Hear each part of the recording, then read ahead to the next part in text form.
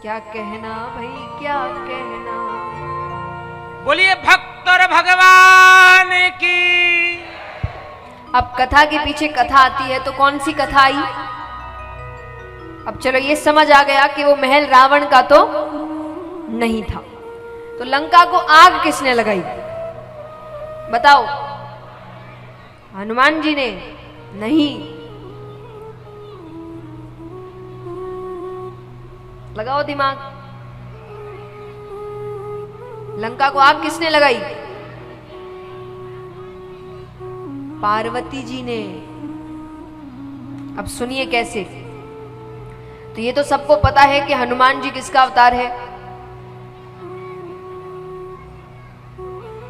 महादेव जी। तो महादेव जी जब अवतार ग्रहण करने जा रहे थे तो पार्वती जी ने कहा मैं भी चलूंगी, मेरा काम है वहां पर कुछ। तो बोले मैं तो आपको साथ लेकर नहीं जा सकता। बोले क्यों नहीं लेकर जा सकता? बोले क्योंकि जिस समय मैं अवतार लेने जा रहा हूं, जिस समय मैं अपने प्रभु से मिलूंगा तब वो पत्नी विरह में होंगे। जब उनका मिलना हुआ तब तक सीता माता का हरण हो चुका था, वो अपनी पत्नी के बिना होंगे, तो मैं कैसे पत्नी लेकर चला जाऊं? मैं उनका सेवक बनने जा रहा हूं तो मुझे तो ये शोभा नहीं देता। तो बोले मैं साथ तो लेकर।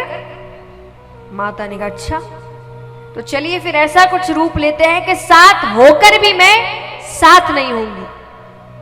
तो असल में आग हनुमान जी ने नहीं लगाई थी। आग किसकी वजह से लगी थी? हनुमान जी की पूंछ। वो पूंछ पार्वती जी थी, इसलिए हनुमान जी ने हाथ तक नहीं लगाया था कि ये मेरा काम है ही नहीं। वो आग पार्वती जी ने लगाई थी कि ये महल मेरा था और मेरा ही रहेगा। और है भी गलत बात ना भाई। इतने मन से घर बनाया आपने, पंडित जी को पूजा करने के लिए बुलाया, वो पूजा के बाद वो घर ही लेकर चले जाए, तो बात तो गलत ही थी। तो असल में इसीलिए, वरना वहां पे कोई ऐसी बात नहीं थी कि लंका को आग लगाने की कोई जरूरत पड़े। दुश्मनी तो रावण से थी, महल को क्यों जलाते? पर वो दुश्मनी कोई और थी। तो इसीलिए कथाओं के पीछे कथाएं आती है। तो यहां पर भोले बाबा और पार्वती जी की बात हो रही है, तो वो कहे कि एक तो वो उनके आधे अंग पर विराजती है, और फिर उसके बाद अब महल गया तो वापस कैलाश पर्वत पे ही आ गए। तो भोले बाबा ने कहा हमको यही जचता है। तो यहां पर सब कह रहे हैं कि ये बात तो सही है, प्रेम की पराकाष्ठा अगर कहीं है तो ये दोनों के पास ही है। नारद जी ने कहा ऐसी कोई बात नहीं है, वो विष्णु भगवान के ज्यादा बड़े भक्त हैं। सबने कहा नहीं हमको तो यही सही लग रहा है। तो उन्होंने कहा अगर ऐसी बात है तो मैं दोनों के बीच झगड़ा करवा दूं तो?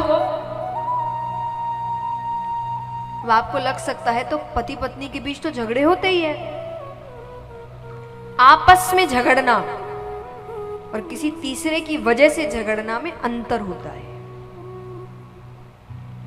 आप आपस में झगड़ रहे हैं तो रोजाना ही झगड़े होते हैं पति पत्नियों के, कोई बात नहीं। लेकिन अगर कोई तीसरा आए और आपके बीच झगड़ा करा के चला जाए, मतलब प्रेम में अभी कमी है। तो उन्होंने कहा मैं झगड़ा करवा दूं तो? सबने कहा तब की तब देखी जाएगी। अब नारद जी रोजाना जाए पर दोनों को साथ बैठा दे वापस आ जाए। एक दिन संयोग से महादेव जी कहीं गए हुए थे, तो नारद जी आते हैं, माता को प्रणाम किया। पार्वती जी ने कहा कैसे आना हुआ? बोले वो बाबा से कुछ जरूरी काम था। कहाँ है वो?